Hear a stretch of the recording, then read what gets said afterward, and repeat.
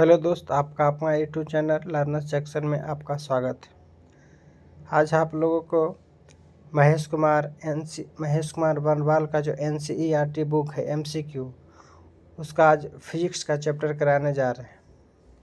इससे भारत में कोई भी एग्ज़ाम इसको हर एक स्टूडेंट को पढ़ना चाहिए ताकि हूबहू इससे पता चल जाए और हूबहू इससे क्वेश्चन आता कोई भी एग्ज़ाम हो। खासकर बिहार में जो अभी आने वाले एग्ज़ाम है 71वीं BPSC और TRE 4 के लिए तो रामबाण होगा। तो चलिए देखते हैं वो भौतिक विज्ञान का जो आज है उसको देखते हैं। इसी तरह आगे भी वीडियो धीरे धीरे लाया जाएगा। तो आज पार्ट 1 होगा। तो चलिए देखते हैं फिजिक्स का, आगे देखते हैं। बोलता है कि मूल भौतिक राशियों की संख्या कितना है। तो मूल भौतिक राशियों की संख्या कितना हो जाएगा? मूल भौतिक राशियों की संख्या कितना हो जाएगा? 7 हो जाएगा। आगे देखते बोलता है मूल भौतिक राशियाँ कौन कौन है। मूल भौतिक राशियाँ तो कौन हो जाएगा? लंबाई हो जाएगा, समय हो जाएगा, तापमान हो जाएगा, द्रव्यमान हो जाएगा, विद्युत धारा हो जाएगा, द्योति तीव्रता हो जाएगा, पदार्थ की मात्रा हो जाएगा। आगे देखते हैं बोलता है कि ज्योति तीव्रता का SI मात्रक, ज्योति तीव्रता का SI मात्रक क्या होता है? तो क्या होता है? कैंडेला होता है। ज्योति तीव्रता का SI मात्रक कैंडेला होता है। आगे देखते हैं एक प्रकाश वर्ष, यानी कि एक प्रकाश वर्ष बराबर कितना किलोमीटर होता है? तो कितना किलोमीटर होता है? 9.46 गुना 10⁻12 किलोमीटर। अगर आपको मीटर में पूछेगा तो कितना हो जाएगा? 9.46 गुना 10⁻15 कितना हो जाएगा? 10⁻15 मीटर हो जाएगा अगर मीटर में पूछेगा। तो अगर किलोमीटर में पूछेगा तो 9.46 गुना 10⁻15 हो जाएगा। अगर मीटर में पूछेगा तो पावर सिर्फ 15 हो जाएगा। आगे देखते हैं बोलता है कि पारसेक दूरी मापने की सबसे बड़ी इकाई है। तो वो सबसे दूरी मापने की सबसे बड़ी इकाई क्या हो जाता है? तो पारसेक हो जाता है। क्या हो जाता है? पारसेक हो जाता है। और एक पारसेक बराबर कितना होता है? 3.260 प्रकाश वर्ष होता है, यानी कि 3.262 प्रकाश वर्ष होता है। किसके बराबर? एक पारसेक बराबर। आगे देखते हैं बोलता है कि वायुमंडलीय दाब मापने वाला यंत्र क्या होता है? यानी कि वायुमंडलीय दाब मापने वाला यंत्र क्या होता है? तो बार होता है। आगे देखते हैं शक्ति का SI मात्रक क्या होता है? तो वाट होता है। आगे देखते हैं कार्य तथा ऊर्जा का SI मात्रक क्या होता है? तो जूल होता है। कार्य तथा ऊर्जा का SI मात्रक क्या होता है? जूल। आगे देखते हैं MKS प्रणाली में त्वरण का SI मात्रक क्या होता है? क्या होता है त्वरण का SI मात्रक? मीटर प्रति सेकेंड स्क्वायर होता है। आगे देख लेते हैं मूल भौतिक राशियाँ और मात्रक और प्रतीक दिया गया है। तो देख लेते हैं कि लंबाई का SI मात्रक क्या होता है? तो मीटर होता है। क्या होता है? मीटर। द्रव्यमान का SI मात्रक किलोग्राम होता है। समय का SI मात्रक सेकेंड होता है। विद्युत धारा का SI मात्रक एम्पियर होता है। ताप का SI मात्रक केल्विन होता है। पदार्थ की मात्रा का SI मात्रक मोल होता है। ज्योति तीव्रता का SI मात्रक क्या होता है? कैंडेला होता है। अब इसका देख लेते हैं कि इसका प्रतीक क्या है। तो लंबाई का प्रतीक क्या हो जाएगा? लंबाई का प्रतीक क्या होगा? इसको क्या बोलते हैं? मीटर। तो मीटर को क्या लिखते हैं? शॉर्टकट में M लिखते हैं। और द्रव्यमान को क्या लिखते हैं? kg ग्राम, यानी कि kg। समय को क्या लिखते हैं? सेकेंड, यानी कि S। विद्युत धारा को क्या लिखते हैं? एम्पियर। तो एम्पियर को किस से दर्शाते हैं? तो A से दर्शाते हैं। ताप को किस से दर्शाते हैं? तो K से दर्शाते हैं। पदार्थ की मात्रा को MOL से दर्शाते हैं। ज्योति तीव्रता को CD से दर्शाते हैं। आगे देख लेते हैं। आगे बोलता है 1 किलोग्राम प्रति सेंटीमीटर स्क्वायर दाब किसके बराबर होता है? किसके समतुल्य होता है? कितना होता है? 1.0 बार के बराबर होता है। और क्या बोलता है 1 पिकोग्राम कितने ग्राम के बराबर होता है? कितने ग्राम? 10⁻12 ग्राम के बराबर होता है। यानी कि पास्कल किस राशि का मात्रक है? तो दाब का SI मात्रक क्या होता है? तो पास्कल होता है। और बल किसका मात्रक है? तो न्यूटन का, यानी कि बल का SI मात्रक क्या हो जाता है? तो न्यूटन हो जाता है। आगे देखते हैं आवेग का SI मात्रक क्या होता है? आवेग का SI मात्रक क्या होता है? न्यूटन सेकेंड होता है। यानी कि आवेग का SI मात्रक क्या होता है? तो न्यूटन सेकेंड होता है। आगे देखते हैं बोलता है कि वायुमंडल में ओजोन परत की मोटाई मापने वाला यंत्र कौन सा है? तो डॉप्सन। यानी कि वायुमंडल में जो ओजोन परत की मोटाई मापा जाता है किसमें मापा जाता है? तो डॉप्सन में मापा जाता है। किसमें? तो डॉप्सन में मापा जाता है। ये देख लेते हैं नीचे वाला क्या कहता है। बोलता है कि पृथ्वी के गुरुत्व एवं चंद्रमा के गुरुत्वाकर्षण के कारण ही चंद्रमा एक निश्चित कक्ष में पृथ्वी की परिक्रमा करता है। यानी कि क्या कहता है कि पृथ्वी के गुरुत्व एवं गुरुत्वाकर्षण बल के कारण चंद्रमा एक निश्चित कक्षा में क्या करता है, परिक्रमा करता है। यानी कि चंद्रमा एक निश्चित कक्षा में पृथ्वी की परिक्रमा किसके कारण करता है, तो क्या हो जाएगा, पृथ्वी के गुरुत्व और चंद्रमा के गुरुत्वाकर्षण के कारण चंद्रमा एक निश्चित कक्षा से पृथ्वी को क्या करता है, परिक्रमा करता है। आगे देख लेते हैं क्या कहता है, एंगस्ट्रम, यानी कि एंगस्ट्रम में मापा जाता है क्या, तरंग दैर्घ्य। क्या मापा जाता है, तरंग दैर्घ्य। तरंग दैर्घ्य को किस में मापा जाता है, तो एंगस्ट्रम में। किस में हो जाएगा, तो एंगस्ट्रम में। आगे देख लेते हैं क्या कहता है, एक अश्व शक्ति बराबर कितने वाट होता है, यानी कि एक अश्व शक्ति बराबर कितना वाट होता है, तो 746 वाट होता है। आगे देखते हैं, एक माइक्रोन किसके बराबर होता है, एक माइक्रोन किसके बराबर होता है, या तो 10⁻⁻6 मीटर के बराबर, या तो 10⁻⁻4 सेंटीमीटर के बराबर, या तो 10⁻⁻3 मिलीलीटर के बराबर। इसको अगर 10⁻⁻6 मीटर इसको सेंटीमीटर में बदलिए तो 2 शून्य घट जाएगा, यानी कि 10⁻4 सेंटीमीटर। अगर इसको मिलीलीटर में बदलिएगा कितना, 1 शून्य घट जाएगा, यानी 10⁻3 मिलीलीटर हो जाएगा। आगे देखते हैं क्या कहता है कि चालक की वैद्युत, क्या कहता है कि चालक की वैद्युत प्रतिरोधकता का एसआई मात्रक क्या होता है, तो ओम मीटर होता है। यानी कि विद्युत प्रतिरोधकता का एसआई मात्रक क्या होता है, तो ओम मीटर होता है। आगे देख लेते हैं, रेडियन एवं स्टेरेडियन किस प्रकार के मात्रक है, तो पूरक मात्रक है। किस प्रकार के मात्रक हैं, पूरक मात्रक है। आगे देख लेते हैं, बोलता है कि जल की बहाव किस में मापा जाता है, यानी कि जल की बहाव किस में मापा जाता है, तो क्यूसेक में मापा जाता है। किस में मापा जाता है, तो क्यूसेक में मापा जाता है।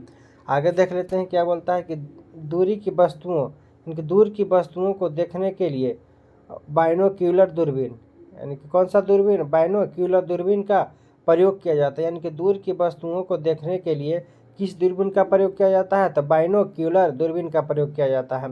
आगे देख लेते हैं, दूध उत्पादों में क्या कहता है कि दूध उत्पादों में वसा की मात्रा मापने के लिए किस यंत्र का प्रयोग करते हैं, यानी कि दूध में वसा की मात्रा को मापने के लिए किस उपकरण का प्रयोग करते हैं, तब ब्यूटोरोमीटर। किसका प्रयोग करते हैं, तो ब्यूटोरोमीटर का प्रयोग करते हैं। आगे देख लेते हैं, प्रकाश की तीव्रता, यानी कि प्रकाश की तीव्रता मापने के लिए किस उपकरण का प्रयोग करते हैं, तो लैक्समीटर। कौन सा मीटर, तो लैक्समीटर। प्रकाश की तीव्रता मापने के लिए किस उपकरण का प्रयोग करते हैं, तो लैक्समीटर का उपयोग करते हैं। आगे देखते हैं, समतल कोण और घन कोण किस प्रकार की राशियां हैं, यानी कि समतल कोण और घन कोण किस प्रकार की राशियां, तो पूरक राशियां हो जाएगा। पूरक राशियां मतलब क्या हो जाएगा, विमाहीन राशि हो जाएगा। आगे देख लेते हैं, हृदय की ध्वनि सुनने के लिए किस यंत्र का प्रयोग करते हैं, तो किस यंत्र का प्रयोग करते हैं, स्टेथोस्कोप का प्रयोग करते हैं। यानी कि क्या बोल रहा था, हृदय की ध्वनि सुनने के लिए किस यंत्र का प्रयोग करते हैं, तो स्टेथोस्कोप का प्रयोग करते हैं। आगे देख लेते हैं, बोलता है कि दूरी कौन सा राशि है, यानी कि दूरी कौन सा राशि है, तब कौन सा राशि, दूरी क्या है, अदिश राशि। अब बल क्या है, सदिश राशि। चाल क्या है, अदिश राशि। विस्थापन क्या है, सदिश राशि। द्रव्यमान क्या हो जाएगा, अदिश राशि। आयतन भी क्या हो जाएगा, अदिश राशि। समय भी अदिश राशि हो जाएगा। वेग क्या हो जाएगा, सदिश राशि। संवेग क्या हो जाएगा, सदिश राशि। त्वरण क्या हो जाएगा, सदिश राशि हो जाएगा। उसके बाद देखते हैं कि एक एंगस्ट्रम बराबर कितना मीटर होता है, तो कितना मीटर हो जाएगा, 10⁻⁻10 मीटर हो जाएगा। एक खगोलीय इकाई बराबर कितना मीटर होता है, तो 1.496 गुना 10⁻11 मीटर हो जाएगा। एक डॉप्सन बराबर कितना माइक्रोमीटर, तो एक डॉप्सन बराबर कितना, 10 माइक्रोमीटर होता है। आगे देख लेते हैं, आगे बोल रहा है कि कार्य कौन सा राशि है, तो अदिश कार्य कौन सा राशि हो जाएगा, कार्य कौन सा राशि हो जाएगा, तो अदिश राशि हो जाएगा। कार्य बोलेगा तो अदिश राशि, घनत्व बोलेगा तो अदिश राशि, विद्युत धारा बोलेगा तो अदिश राशि, संवेग बोलेगा तो सदिश, त्वरण बोलेगा तो सदिश, कोणीय वेग बोलेगा तो सदिश राशि, चुंबकीय तीव्रता बोलेगा तो सदिश राशि, विद्युत तीव्रता बोलेगा तो सदिश राशि। इसका देख लेते हैं। चलिए देखते हैं। 1 टैरोमीटर बराबर कितना मीटर होता है? तब 12 10 पर पावर 12 मीटर। 1 फैदोमीटर बराबर कितना फीट होता था? कितना फीट? तो 6 फीट। आगे देखते हैं। अब आइए यहाँ पर भौतिक राशियाँ सहित सूत्र इसका क्या होता है। तो देखिए, क्षेत्रफल बराबर क्या होता है? तो लंबाई गुना चौड़ाई। आयतन बराबर क्या होता है? लंबाई गुना चौड़ाई गुना ऊंचाई। त्वरण क्या कहते हैं? त्वरण बराबर क्या होता है? वेग में परिवर्तन की दर को क्या कहते हैं? त्वरण। यानी कि त्वरण बराबर क्या होगा? वेग परिवर्तन बटा समय होगा। बल बराबर क्या होता है? द्रव्यमान गुना त्वरण होता है। गति ऊर्जा यानी कि काइनेटिक एनर्जी, गति ऊर्जा यानी कि काइनेटिक एनर्जी बराबर क्या होता है? 1/2 mv स्क्वायर। 1/2 mv square. आगे देखते हैं। 1/2 mv स्क्वायर होता है, जिसमें गति ऊर्जा क्या होता है? द्रव्यमान गुना त्वरण गुना जी। गति ऊर्जा बराबर होता है यानी कि द्रव्यमान mgh। गति ऊर्जा बराबर क्या होता है? mgh यानी कि द्रव्यमान गुना गुरुत्वीय त्वरण गुना ऊंचाई। कोणीय विस्थापन बराबर क्या होता है? चाप पता त्रिज्या। कार्य बराबर क्या होता है? बल गुना विस्थापन। शक्ति बराबर क्या होता है? कार्य बटा समय। बल अघूर्ण बराबर क्या होता है? बल गुना घूर्णन अक्ष से लंबवत दूरी। गुरुत्वाकर्षण नियतांक बराबर क्या होता है? बल गुना दूरी का स्क्वायर बटा द्रव्यमान का स्क्वायर। आगे देखते हैं। इसका एसआई मात्रक देख लेते हैं, साथ साथ एसआई मात्रक भी देख लेते हैं। यानी कि क्षेत्रफल का एसआई मात्रक क्या होता है? क्षेत्रफल का एसआई मात्रक क्या होता है? Metre square. आयतन का एसआई मात्रक मीटर क्यूब। त्वरण का एसआई मात्रक मीटर प्रति सेकेंड स्क्वायर। बल का एसआई मात्रक क्या होता है? न्यूटन या किलोग्राम मीटर बटा सेकेंड स्क्वायर। और गति ऊर्जा काइनेटिक एनर्जी का एसआई मात्रक क्या होता है? वो जूल। और स्थितिज ऊर्जा भी एसआई मात्रक क्या होता है? जूल। कोणीय विस्थापन का एसआई मात्रक क्या होता है? तो रेडियन होता है। और कार्य का एसआई मात्रक क्या होता है? जूल या न्यूटन मीटर होता है। आगे देख लेते हैं। शक्ति का एसआई मात्रक क्या होता है? शक्ति का एसआई मात्रक क्या होता है? जूल प्रति सेकेंड या वाट होता है। बल अघूर्ण का एसआई मात्रक क्या होता है? न्यूटन मीटर होता है। गुरुत्वाकर्षण नियतांक का एसआई मात्रक क्या होता है? न्यूटन मीटर स्क्वायर बटा किलोग्राम स्क्वायर होता है। यानी कि क्या होता है? गुरुत्वाकर्षण नियतांक का एसआई मात्रक क्या होता है? न्यूटन मीटर स्क्वायर बटा किलोग्राम स्क्वायर होता है। गुरुत्वीय विभव का एसआई मात्रक क्या होता है? जूल प्रति किलोग्राम होता है। घूर्णन त्रिज्या का एसआई मात्रक क्या होता है? मीटर होता है। यंग गुणांक का एसआई मात्रक क्या होता है? न्यूटन प्रति मीटर स्क्वायर होता है। पृष्ठ तनाव का एसआई मात्रक क्या होता है? न्यूटन मीटर होता है। वेग प्रवणता का एसआई मात्रक क्या होता है? प्रति सेकेंड होता है। और श्यानता गुणांक का एसआई मात्रक क्या होता है? न्यूटन सेकेंड बटा मीटर स्क्वायर। न्यूटन सेकेंड बटा मीटर स्क्वायर। आगे देख लेते हैं।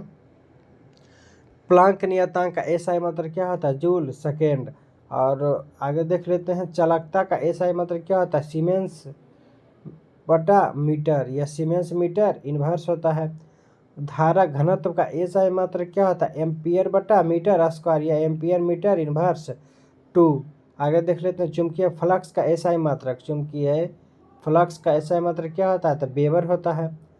आगे देख लेते हैं। चुंबकीय फ्लक्स का एसआई मात्रक वेबर होता है।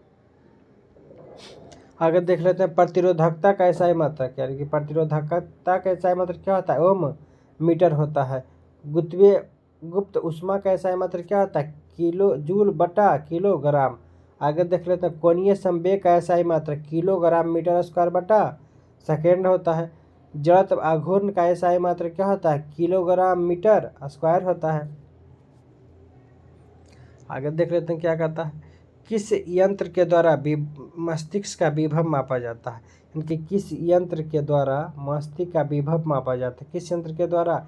इलेक्ट्रोएन्सीफेलोग्राफ के द्वारा। किसके द्वारा? इलेक्ट्रोएन्सीफेलोग्राफ के द्वारा मापा जाता है। इनको बोलता है कि किस यंत्र के द्वारा मस्तिष्क विभव मापा जाता है। तो किस यंत्र हो जाएगा? इलेक्ट्रोएन्सीफेलोग्राफ के द्वारा मापा जाता है। आगे देखते हैं संवेग किसकी माप है, तो गति की मात्रा है। किसकी मात्रा है, तो गति की मात्रा है। किसकी मात्रा, तो गति की मात्रा है। आगे देखते हैं मैनोमीटर का उपयोग किस में किया जाता है, दाब मापने में। यानी कि दाब मापने में किस यंत्र का प्रयोग किया जाता है, तो मैनोमीटर का प्रयोग किया जाता है। किस यंत्र का, मैनोमीटर का। आगे देख लेते हैं, बोलता है कि कोणीय विस्थापन का एसआई मात्रक क्या होता है, यानी कि कोणीय विस्थापन का एसआई मात्रक क्या होता है, तो रेडियन होता है। क्या होता है, रेडियन। पृथ्वी और सूर्य के बीच की माध्य दूरी किसके द्वारा व्यक्त किया जाता है, यानी कि बोल रहा है कि पृथ्वी और सूर्य के माध्य के बीच की दूरी किसके द्वारा व्यक्त किया जाता है, तो एक खगोलीय इकाई के द्वारा व्यक्त किया जाता है। किसके द्वारा, एक खगोलीय इकाई के द्वारा व्यक्त किया जाता है। आगे देख लेते हैं क्या कहता है। यहाँ पर बोल रहा है कि मापन उपयोग और यंत्र इंपॉर्टेंट है, देख लेते हैं। यानी कि उड़ते हुए हवाई जहाज कि बीमा की ऊंचाई किस में मापा जाता है, तो अल्टीमीटर में। किस में, तो अल्टीमीटर में। विद्युत धारा की तीव्रता किस में मापा जाता है, तो अमीटर में मापा जाता है। और ध्वनि की तीव्रता बोलेगा तो ऑडियो मीटर में मापा जाता है। वायु एवं गैस का भार तथा घनत्व किस में मापा जाता है, एरोमीटर में मापा जाता है। वायु की गति और शक्ति मापने वाला यंत्र, वायु की गति और शक्ति मापने वाला यंत्र कौन है, तो एनीमोमीटर हो जाएगा। गतिमान वाहनों की गति में वृद्धि की दर को किस में मापते हैं, तो एक्सकेलेरोमीटर में मापते हैं। किस में, तो एक्सकेलेरोमीटर में मापते हैं। आगे देख लेते हैं, वायुमंडलीय दाब किस में मापा जाता है। बोल रहा है कि वायुमंडलीय दाब किस में मापा जाता है, तो बैरोमीटर में मापा जाता है। उसमें विकिरण किस में मापा जाता है, तो बोलोमीटर में मापा जाता है। ऊष्मा का मात्रा किस में मापा जाता है, तो कैलोरी मीटर में मापा जाता है। बेलनाकार वस्तु एवं व्यास का गहराई किस में मापा जाता है, बर्नियर कैलिपर्स में मापा जाता है। आगे देख लेते हैं, सबसे न्यूनतम ताप किस में मापा जाता है, तो क्रायोमीटर में मापा जाता है। ये आता है क्वेश्चन, ध्यान रखिएगा कि सबसे न्यूनतम ताप किस में मापा जाता है, तो क्रायोमीटर में मापा जाता है। आगे देख लेते हैं कि पदार्थ का घनत्व किस में मापा जाता है, तो डेंसिटी मीटर में। समुद्र तथा नदी की गहराई किस में मापा जाता है, तो फैदोमीटर में। विद्युत धारा की प्रबलता किस में मापा जाता है, तो गैल्वेनोमीटर में मापा जाता है। घूर्णन गति करते ही वस्तु का कोणीय संवेग किस में मापा जाता है, तो गायरोस्कोप में मापा जाता है। आगे देख लेते हैं, गुरुत्वीय त्वरण बोलता है कि गुरुत्वीय त्वरण किस में मापा जाता है, तो ग्रेविमेटर में मापा जाता है। वस्तुओं का सापेक्षिक घनत्व किस में मापा जाता है, तो हाइग्रोमीटर में मापा जाता है। जल के भीतर उत्पन्न ध्वनि की गणना किस में किया जाता है, तो हाइड्रोफोन में किया जाता है। आगे देखते हैं, वायुमंडलीय आर्द्रता किस में मापा जाता है, तो हाइग्रोमीटर में मापा जाता है। लैक्टोमीटर यानी कि दूध की शुद्धता किस में मापा जाता है, तो लैक्टोमीटर में मापा जाता है। पानी के जहाज़ों में सही समय का ज्ञात करने के लिए किसका प्रयोग किया जाता है, तो क्रोनोमीटर का प्रयोग किया जाता है। किसका, तो क्रोनोमीटर का। पौधों की वृद्धि को दर्शाने वाला यंत्र कौन है, यानी कि पौधों को वृद्धि की दर्शाने वाला यंत्र कौन है, क्रेस्कोग्राफ है। कौन है यंत्र, क्रेस्कोग्राफ है। आगे देख रहे थे, किसी वस्तु में उत्पन्न आयतन का परिवर्तन, किसी वस्तु में उत्पन्न आयतन का परिवर्तन को मापने वाला यंत्र क्या है, तो डायलेटोमीटर है। कौन सा, तो डायलेटोमीटर हो जाएगा। आगे देख लेते हैं, आगे बोल रहा है कि इंजन द्वारा उत्पन्न की गई शक्ति मापने वाला, यानी कि इंजन द्वारा उत्पन्न की गई शक्ति मापने वाला यंत्र कौन है, तो डायनेमोमीटर है। कौन सा है, तो डायनेमोमीटर है। वायुमंडल में उपस्थित बादलों की गति एवं गति की दिशा मापने वाला यंत्र कौन है, तो नेफोस्कोप। कौन है, तो नेफोस्कोप है। आगे देख लेते हैं, ऊष्मीय विकिरण को मापने वाला यंत्र, यानी कि ऊष्मीय विकिरण को मापने वाला यंत्र कौन है, तो रेडियो माइक्रोमीटर हो जाएगा। कौन सा, तो रेडियो माइक्रोमीटर हो जाएगा। आगे देखते हैं कि किसी वस्तु के चक्रण की गति किस में मापते हैं, यानी कि किसी वस्तु के चक्रण की गति किस में मापते हैं, तो टैकोमीटर में। किस में मापते हैं, टैकोमीटर में मापते हैं। आगे देख लेते हैं ये क्या कह रहा है। सीजीएस पद्धति के अंतर्गत लंबाई को सेंटीमीटर में, द्रव्यमान को ग्राम में तथा समय को सेकंड में मापा जाता है। आगे देख लेते हैं चैट क्या बोलता है।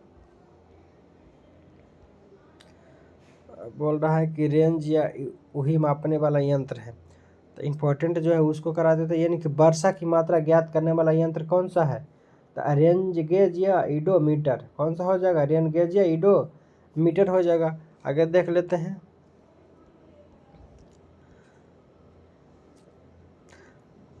किसी सतह की वक्रता मापने वाला यंत्र, यानी कि किसी सतह की वक्रता मापने वाला यंत्र कौन है? तो स्फीरोमीटर है। कौन सा? स्फीरोमीटर। इनके ध्वनि में रुधिर की दाब को मापने वाला यंत्र क्या हो जाएगा? ध्वनियों में रुधिर की दाब मापने वाला यंत्र कौन सा हो जाएगा? स्फिग्नोमीटर हो जाएगा। आगे देख लेते हैं, अनुप्रस्थ तथा लंबवत कोणों की माप किसके द्वारा किया जाता है? थियोडोलाइट के द्वारा। किसके द्वारा? तो थियोडोलाइट के द्वारा किया जाता है। आगे देख लेते हैं,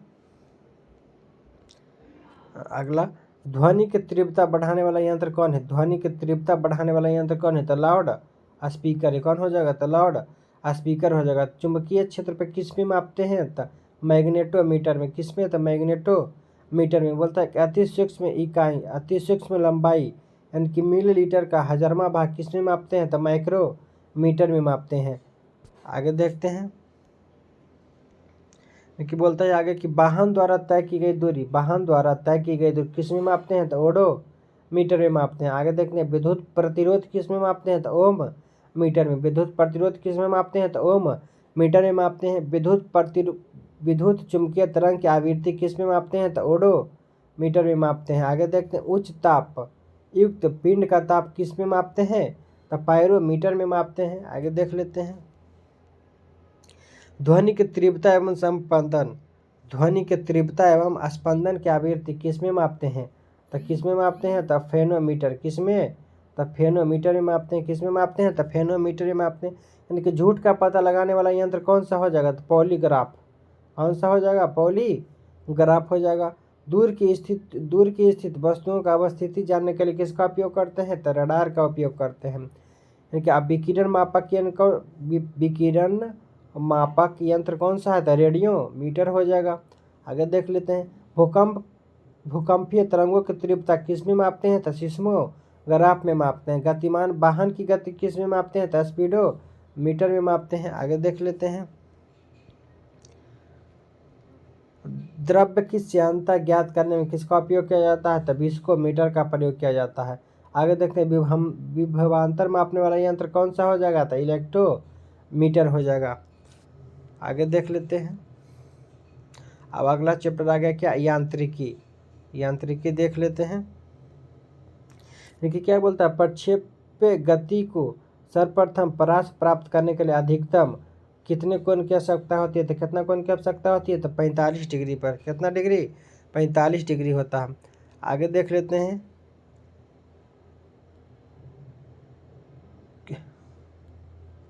आगे क्या कहता है, मनुष्य जब नदी के किनारे में, यानी कि मनुष्य जब नदी के किनारे से बाहर कूदता है तब नाव पीछे की ओर क्रिया प्रतिक्रिया के कारण क्या करती है? हटती है। लेकिन जब बोलता है कि जब मनुष्य जब नदी के किनारे नाव से बाहर कूदता है तब नाव पीछे की ओर क्रिया प्रतिक्रिया के कारण क्या हटता है? यानी कि न्यूटन का थर्ड नियम बोलता है प्रत्येक क्रिया के बराबर विपरीत प्रतिक्रिया। यानी कि बोलता है कि मनुष्य जब नदी के किनारे नाव से बाहर कूदता है तो कौन सा न्यूटन के गति का नियम के फॉलो करता है? तो कौन सा हो जाएगा? न्यूटन के गति का तीसरा नियम हो जाएगा। आगे देखते हैं, बोलता है संवेग में परिवर्तन की दर किसके बराबर होता है? यानी कि संवेग में परिवर्तन की दर किसके बराबर होता है? तो किसके बराबर हो जाएगा? बल के बराबर। आगे देखते हैं, न्यूटन का प्रथम नियम किससे परिभाषित करता है? तो जड़त्व को परिभाषित करता है। आगे देख लेते हैं, प्रक्षालन मशीन यानी कि वाशिंग मशीन, प्रक्षालन मशीन यानी कि वाशिंग मशीन आकाश सिद्धांत पर कौन सा, यानी कि अप केंद्रीय, यानी कि बोलता है कि वाशिंग मशीन किस सिद्धांत पर कार्य करता है? तो अप केंद्रीय सिद्धांत पर। आगे देख लेते हैं, क्या बोलता है, सड़क पर चलने की अपेक्षा बर्फ पर चलना, यानी कि सड़क पर चलने की अपेक्षा बर्फ पर चलना कठिन होता है। क्यों? क्योंकि बर्फ में सड़क की अपेक्षा क्या होता है? घर्षण कम होता है, जिसके कारण क्या होता है? चलना कठिन होता है। आगे देख लेते हैं, न्यूटन के गति का प्रथम नियम क्या कहता है? न्यूटन के गति का प्रथम नियम क्या कहता है? क्या बोलता है, यदि कोई पिंड विरामावस्था में है तो वह तब तक उसी अवस्था में बना रहेगा जब तक उस पर कोई बाह्य बल आरोपित नहीं किया जाए। इसको क्या कहते हैं? गति का प्रथम नियम कहते हैं।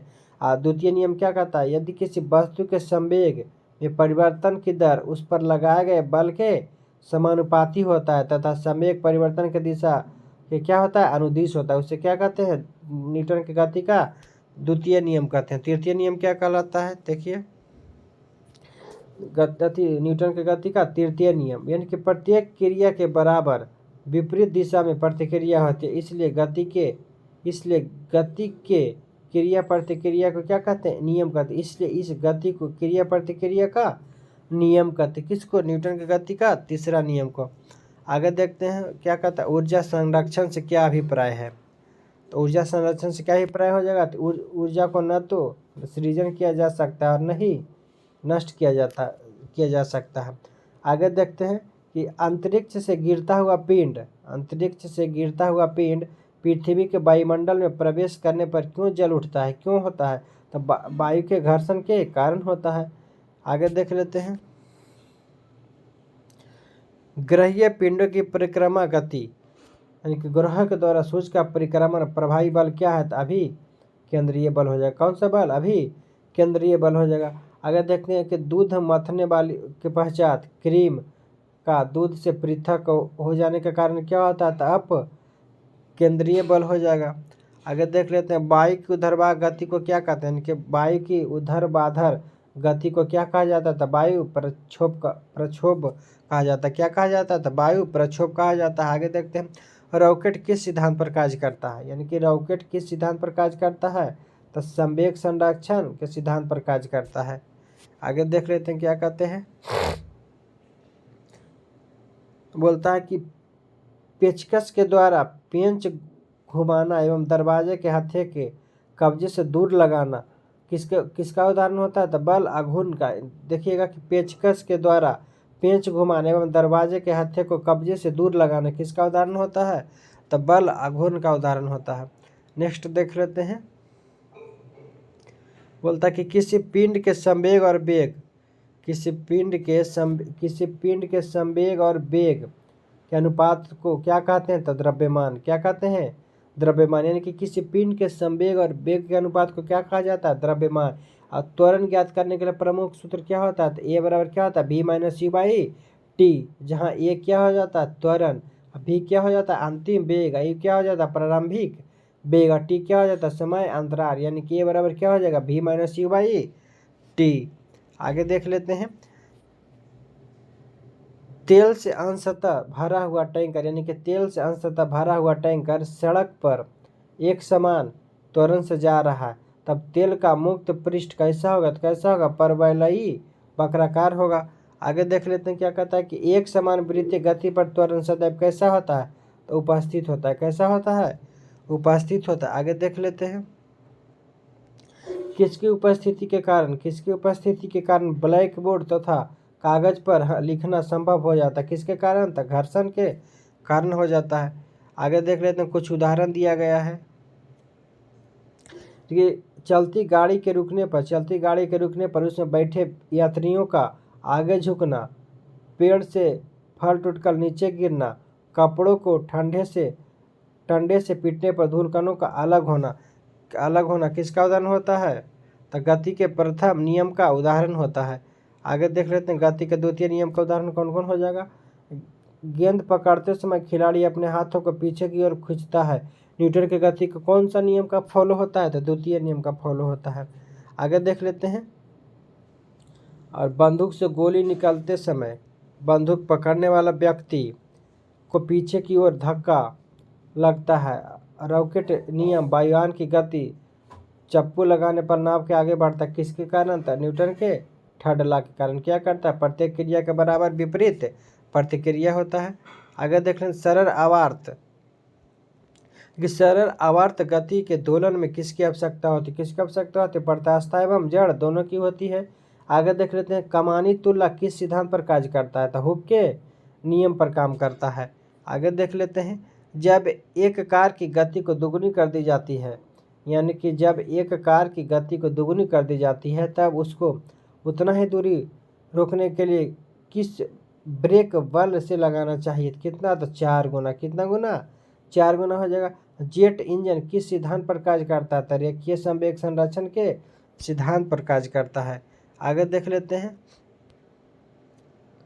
यानी कि प्रथम श्रेणी के उत्तेलक कौन कौन है, तो क्या हो जाएगा, कैंची हो जाएगा, हैंडपंप हो जाएगा, साधारण तुल्ला हो जाएगा और प्लास हो जाएगा। द्वितीय श्रेणी के उत्तेलक कौन कौन हो जाएगा, सरौता, नींबू निचोड़ने वाली क्या मशीन। और तृतीय श्रेणी के कौन सा हो जाएगा, स्टेपलर चिमटा मनुष्य का, हाथ किसका श्रेणी हो जाएगा, तृतीय श्रेणी का हो जाएगा। आगे देख लेते हैं।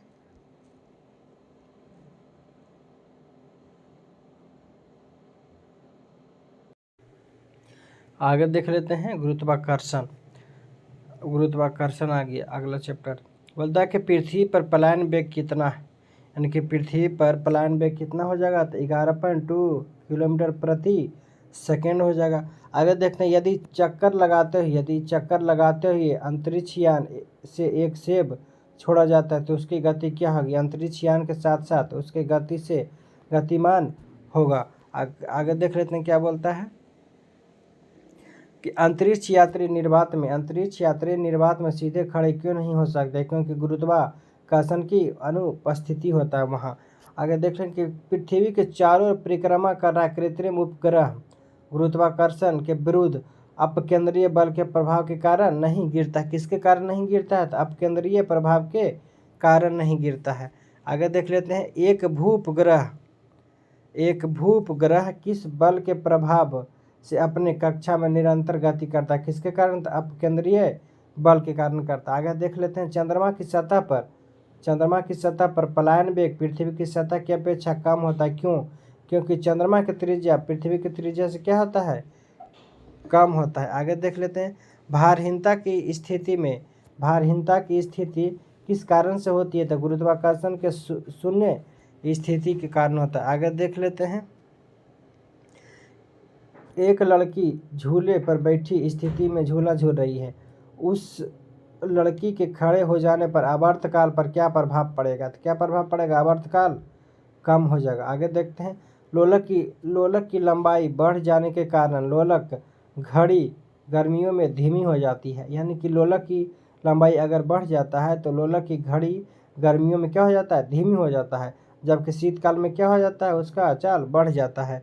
आगे देख लेते हैं, हवा में लोहे और लकड़ी के समान, यानी कि हवा में लोहे और लकड़ी के समान भार की गेंद को एक समान ऊंचाई से गिराने पर क्या प्रतिक्रिया होगी, लकड़ी की गेंदें बाद में गिरेगी और लोहा की गेंदें पहले गिरेगी। आगे देख लेते हैं क्या बोलता है कि लकड़ी का घनत्व लोहे की अपेक्षा कम होता है, जिस कारण से यदि लोहे व लकड़ी के समान भार की गेंदों को समान ऊंचाई से गिराया जाता है तो लकड़ी की गेंद पर वायु का प्रतिरोध क्या होता है, अधिक लगता है। आगे देखते हैं, पृथ्वी के किस स्थान पर किस पिंड का भार सर्वाधिक होता है, किस पर होता है, तो ध्रुवों पर होता है। आगे देख लेते हैं, आगे देख लेते हैं क्या बोलता है, पृथ्वी के केंद्र से पृथ्वी की दूरी कम करने के कारण ध्रुवों पर स्थित पिंड पर पृथ्वी द्वारा अधिक गुरुत्वीय त्वरण बल क्या करता है, आरोपित करता है। इसलिए ध्रुवों पर उसका भार पृथ्वी की स्थित किसी अन्य भार से क्या होता है, अधिक होता है। आगे देख लेते हैं क्या कहता है कि गुरुत्वाकर्षण के सार्वभौमिक नियम का सिद्धांत का प्रतिपादन किसने किया था, सर आइजैक न्यूटन ने किया था। किसने किया था, यानी कि गुरुत्वाकर्षण के सार्वभौमिक नियम का सिद्धांत किसने दिया था, सर आइजैक न्यूटन ने दिए थे। आगे देख लेते हैं, बोलता है कि लिफ्ट में बैठे हुए व्यक्ति का भार कब सर्वाधिक महसूस होता है, तो जब लिफ्ट त्वरित गति से क्या ऊपर जा रहा होगा। आगे देखते हैं कि भूतुल्यकारी उपग्रह के परिक्रमा की अवधि कितना होता है, तो 24 घंटा होता है। आगे देख लेते हैं, यदि पृथ्वी सूर्य के मध्य की दूरी को दोगुनी कर दी जाए तो सूर्य द्वारा पृथ्वी पर गुरुत्वाकर्षण बल क्या होगा, वर्तमान का कितना हो जाएगा, 1/4 भाग हो जाएगा। आगे देख लेते हैं, लोलक की समय अवधि किस पर निर्भर करती है, लोलक की समय अवधि किस पर निर्भर करती है, तो लोलक की लंबाई पर निर्भर करता है। आगे देखते हैं, पृथ्वी का गुरुत्वाकर्षण बल यदि अचानक लुप्त हो जाए तो इसका परिणाम क्या हो सकता है, तो क्या होगा, पृथ्वी पर स्थित वस्तुओं का भार क्या हो जाएगा, शून्य हो जाएगा, लेकिन द्रव्यमान क्या होगा, अपरिवर्तित रहेगा। आगे देखते हैं, इनके पृथ्वी पर छोटी जी यानी कि गुरुत्वीय त्वरण का मान क्या होता है, अधिकतम होता है। इनके पृथ्वी की सतह पर गुरुत्वीय त्वरण का मान क्या होता है, अधिकतम होता है, तथा चंद्रमा की सतह पर गुरुत्वीय त्वरण का मान क्या होता है, 1/6 होता है। चंद्रमा का कितना हो जाएगा, 1/6 हो जाएगा। आगे देखते हैं कि पीसा की झुकी हुई मीनार यानी कि पीसा की झुकी हुई मीनार गिरती क्यों नहीं है? क्योंकि इसका क्या अभिप्राय का कारण क्या है? गुरुत्वीय केंद्र से जाने वाली ऊर्ध्वाधर रेखा तल के क्या रहती है? अंदर रहती है। आगे देख लेते हैं। यदि कोई वस्तु ऊपर से गिराई जाती है, यानी कि यदि कोई वस्तु ऊपर से गिराई जाती है तो उसके भार का क्या प्रभाव पड़ेगा? क्या प्रभाव पड़ेगा? वस्तु का भार क्या होगा? अपरिवर्तित रहेगा। आगे देखते हैं। जब हम भूमध्य रेखा से ध्रुवों की ओर बढ़ते हैं तो गुरुत्वीय त्वरण का मान क्या होता है? बढ़ता है। गुरुत्वीय त्वरण का मान बढ़ता है। आगे देखते हैं। चक्रीय झूले पर झूलते समय व्यक्ति को बाहर की ओर धक्का क्यों महसूस होता है? क्योंकि अपकेंद्रीय बल के कारण होता है। किसके कारण होता है? अपकेंद्रीय बल के कारण होता है। आगे देख लेते हैं। विभिन्न द्रव्यमान वाले दो पत्थर एक साथ किसी इमारत की छत से गिराए जाते हैं तो कौन सा पत्थर जमीन पर पहले गिरेगा? दोनों ही पत्थर एक ही साथ जमीन पर क्या करेगा? गिरेगा। आगे देख लेते हैं। गुरुत्वाकर्षण एवं गुरुत्व के कारण क्या क्या होता है, जो देख लेते हैं। यानी कि सूर्य एवं अन्य ग्रहों के गुरुत्वाकर्षण, सूर्य एवं अन्य ग्रहों के गुरुत्वाकर्षण के कारण ही सभी ग्रह लगभग वृत्ताकार एवं निश्चित कक्षाओं में क्या करता है? सूर्य की परिक्रमा करता है। किसके कारण? गुरुत्वाकर्षण के कारण। आगे देख लेते हैं। पृथ्वी के गुरुत्व एवं चंद्रमा के गुरुत्वाकर्षण के कारण ही चंद्रमा एक निश्चित कक्षा में क्या करता है? पृथ्वी की परिक्रमा करता है। किसके कारण? तो गुरुत्वाकर्षण के कारण ही करता है। आगे देख लेते हैं। बोलता है कि सूर्य, चंद्रमा और पृथ्वी के गुरुत्वाकर्षण की अंतःक्रिया के कारण पृथ्वी पर स्थित समुद्रों में ज्वार भाटा आता है। यानी कि समुद्रों में ज्वार भाटा किसके कारण आता है? तो सूर्य के कारण आता है, चंद्रमा के कारण आता है तथा पृथ्वी के गुरुत्वाकर्षण की अंतःक्रिया के कारण क्या आता है? ज्वार भाटा आता है।